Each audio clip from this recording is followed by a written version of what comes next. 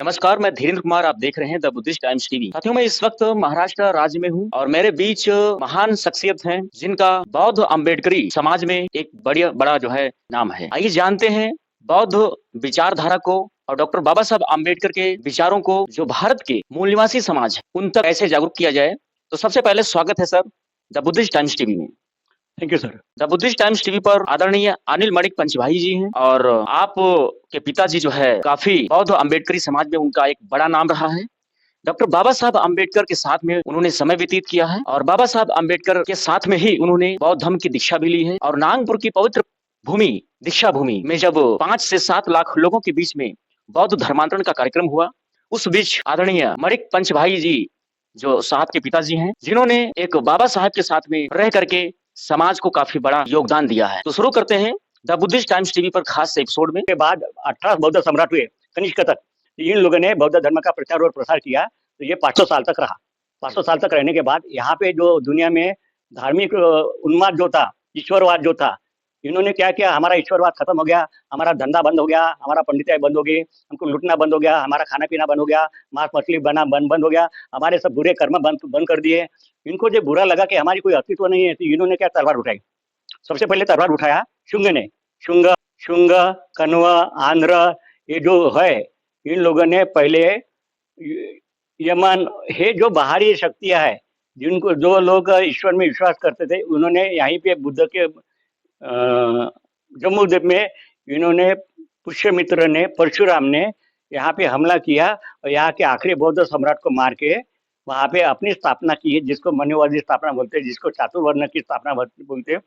तब से यीशु ख्रिस्त के जन्म से ही, यीशु ख्रिस्त के जन्म से ही भारत में मनुवादी की स्थापना हुई, मनुस्मृति की स्थापना हुई, चातुर्वर्ण की स्थापना हुई, जातिवाद की स्थापना हुई। ये समय चला यीशु ख्रिस्त के जन्म से लेकर तो मोहम्मद पैगंबर तक 600 साल तक। फिर 600 साल में मोहम्मद पैगंबर पैदा हुआ छठी शताब्दी में। छठी शताब्दी में इन्होंने वहाँ पे भी मक्का में ऐसे ही किया। मक्का में उन्होंने तकलीफ दिया, तो मोहम्मद पैगंबर में तलवार लेके मदीना से जाके वो अपने ससुर के साथ वहां तक गया, वहां पे शांति स्थापन किया, इस्लाम बनाया, वहां पे उस दुनिया में इस्लाम आया। तब यहूदी और यीशु ख्रिस्त के लोग दुनिया में बहुत उधर में पश्चिम में, दुनिया के पश्चिम में यहूदी लोग, इस्लाम लोग और ईसाई लोग इनकी जमीन हड़पने की कोशिश थी। लोगों को मारो, यहाँ पे लड़ाई करो, हत्या करो। हत्या का उस समय बहुत बोलबाला था। रोमन एम्परर्स हो गए, जितने भी रोमन एम्परर्स हो गए, इन लोगों ने सारे दुनिया को मारना, काटना, तोप निकालना, बंदूक वगैरह, ये सब उस समय बारूद का भी संशोधन हो गया था, खोज निकली थी। जी बिल्कुल।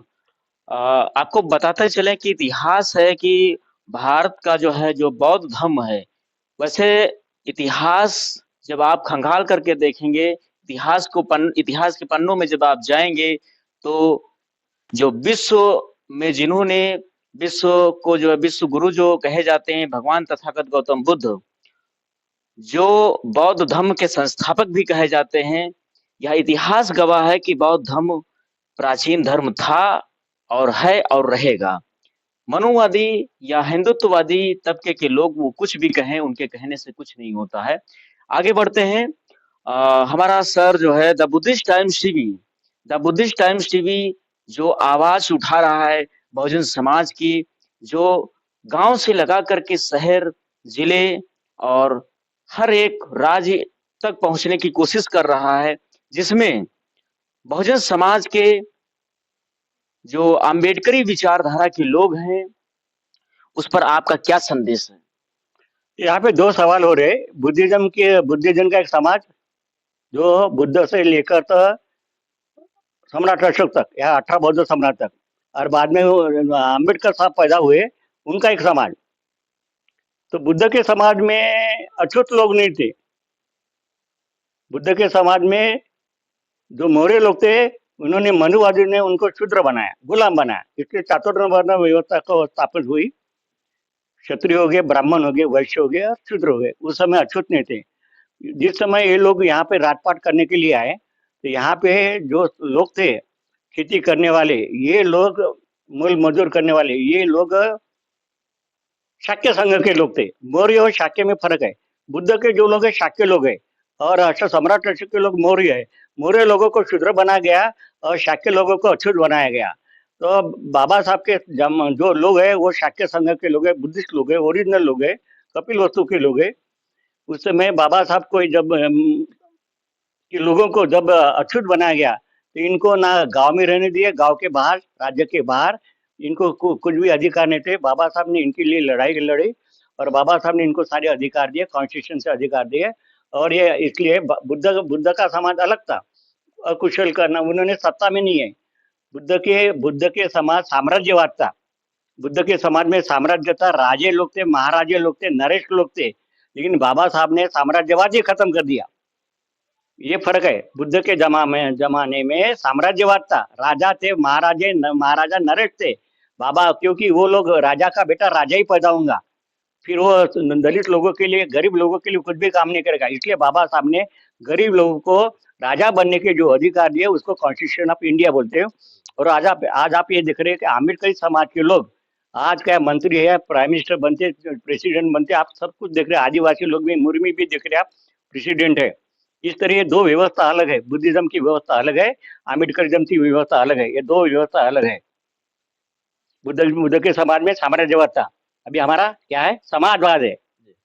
साम्राज्यवाद और समाजवाद में फर्क है। और साम्यवाद, रशिया का साम्यवाद अलग है, उसमें पूंजीवाद को, पैसे को खत्म कर, पैसे को अहमियत नहीं है। बाबा साहब के इसमें बिना पैसे से आप काम नहीं, ये नहीं कर सकते, राष्ट्र खड़ा नहीं कर सकते। इसलिए बाबा साहब का समाजवाद पढ़ना पड़ेगा, समझना पड़ेगा।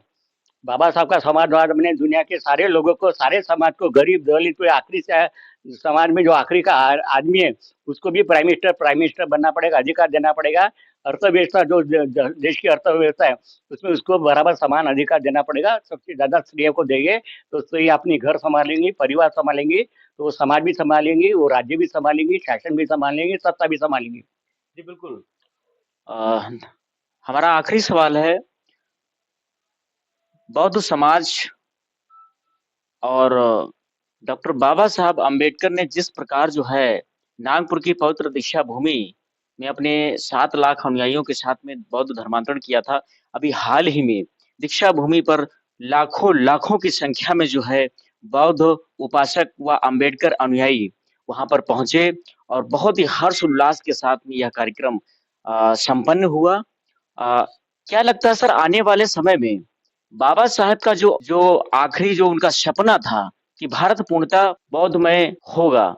ऐसा सब लोग युद्ध से डरे हुए हैं। अभी आप ही देख रहे होंगे, अभी 1-2 साल से यूक्रेन और रशिया का युद्ध चल रहा है ना, कम्युनिज्म लोगों का युद्ध चल रहा है। चाइना भी कम्युनिस्ट है, नॉर्थ कोरिया भी कम्युनिस्ट है, ये सोवियत लैंड पूरे यूएसएसआर पहले ये कम्युनिस्ट कंट्री थे। कम्युनिस्ट कंट्री की वजह से पहला महायुद्ध हुआ, दूसरा महायुद्ध हुआ, ये आप भी जानते हो। तो युद्ध ये धर्म का काल मार्क्स नहीं कहता, धर्म के कारण युद्ध हो रहा है।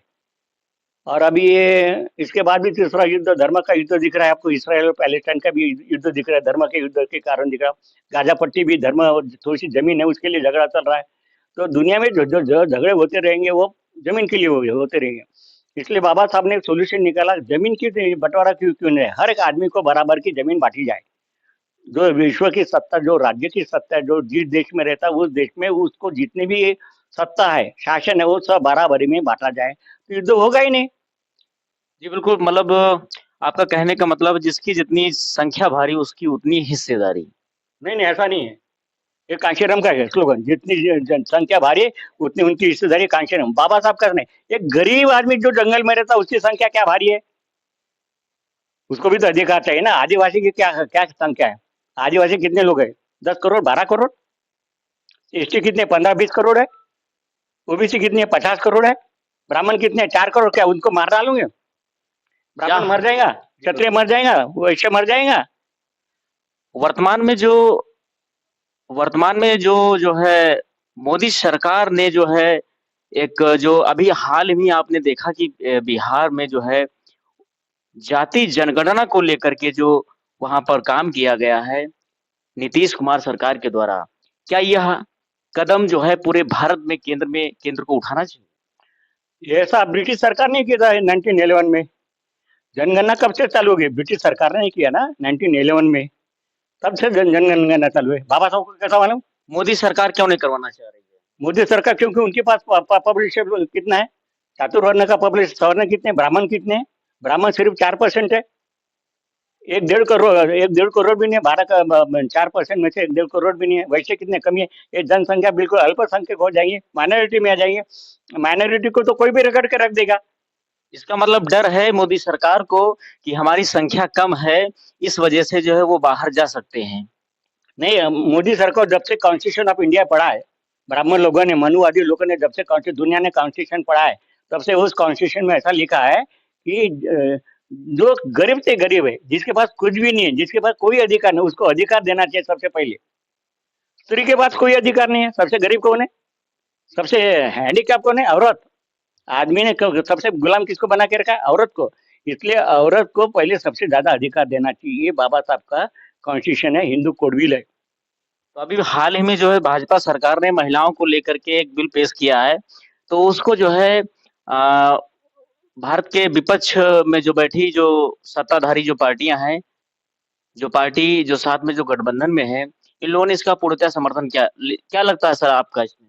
इसको इम्प्लीमेंट करने के लिए कितने साल लगेंगे, उनके पास सरकार ही नहीं है। लेकिन अभी इसको लागू नहीं किया जाएगा, आने वाले समय में लागू कैसा करेंगे, उनके पास पावर ही नहीं है, सत्ता में नहीं है वो लोग। अभी वही उनको डर है कि हमारा हम सत्ता में आए कि नहीं। तो संसद में पेश करने का क्या मतलब है? ऐसे उनको दिखावा करना है, लोगों को ऐसा वोट लेने का है बस। महिलाओं के सपोर्ट में है, बस सपोर्ट, महिला सपोर्ट करे उनको, जुमलेबाजी है, जुमलेबाजी है। हाँ। तो बिल्कुल द बुद्धिस्ट टाइम्स टीवी हमेशा से जो है सत्य की खोज में रहा है, और हमारे बीच में आदरणीय भाई जो हैं, जिन्होंने बौद्ध समाज व अम्बेडकर समाज के लिए जो है उन्होंने अपने विचार व्यक्त किए। और मैं द बुद्धिस्ट टाइम्स टीवी अभी बहुत जल्द नेक्स्ट एपिसोड लेकर के आएगा। द बुद्धिस्ट टाइम्स टीवी हमेशा से यह अपील करता है कि the Buddhist Times TV Bharat में पूरे क्षेत्र में फैलाने के लिए, भारत के कोने-कोने तक पहुंचाने के लिए हमें सपोर्ट करते रहिए और अधिक से अधिक शेयर करिए। जय भीम, नमो बुद्धाय। आज के लिए बस इतना ही।